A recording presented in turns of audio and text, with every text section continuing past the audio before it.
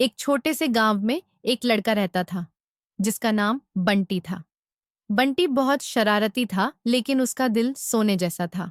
उसकी सबसे अच्छी दोस्त थी चुईया नाम की गिलहरी, जो हमेशा उसकी हरकतों में उसका साथ देती थी। एक दिन बंटी गांव के पुराने बाजार में घूम रहा था। वहां उसे एक फटे पुराने टोपी बेचने वाला बूढ़ा मिला। बूढ़े ने कहा, यह कोई साधारण टोपी नहीं है, इसे पहनते ही चमत्कार होते हैं। बंटी ने हंसते हुए टोपी खरीद ली। उसने सोचा, चलो इसे पहनकर देखता हूं, मजाक मजाक में ही सही। जैसे ही बंटी ने टोपी पहनी, चमत्कार हुआ। वो जो भी सोचता वह सच हो जाता। उसने सोचा, काश मेरे पास ढेर सारी मिठाइयां होती, और तुरंत उसके सामने मिठाइयों का पहाड़ खड़ा हो गया। उसने सोचा, काश मेरे पास उड़ने वाली साइकिल होती, और वो हवा में उड़ने लगा। चुईया ने कहा, बंटी, ये जादू खतरनाक हो सकता है, सोच समझकर इस्तेमाल करना। लेकिन बंटी ने उसकी बात पर ध्यान नहीं दिया।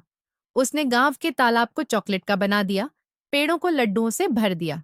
पूरा गांव हक्का बक्का रह गया। लेकिन फिर एक दिन बंटी से गलती हो गई। उसने गुस्से में सोचा, काश ये सभी लोग गायब हो जाएं, और पूरे गांव के लोग गायब हो गए। बंटी घबरा गया। बंटी ने चुईया से मदद मांगी। चुईया ने कहा, जादू टोपी का इस्तेमाल तभी करना चाहिए जब उसकी जरूरत हो, मजाक के लिए नहीं। बंटी ने टोपी पहनकर सोचा, काश सब कुछ पहले जैसा हो जाए, और पल भर में सब कुछ सामान्य हो गया। उस दिन के बाद बंटी ने टोपी का इस्तेमाल बहुत सोच समझकर किया। अब वह अपने गांव की मदद करता था। कभी किसी की फसल खराब हो जाए तो उसे ठीक करता, कभी किसी के घर की छत गिर जाए तो उसे बना देता।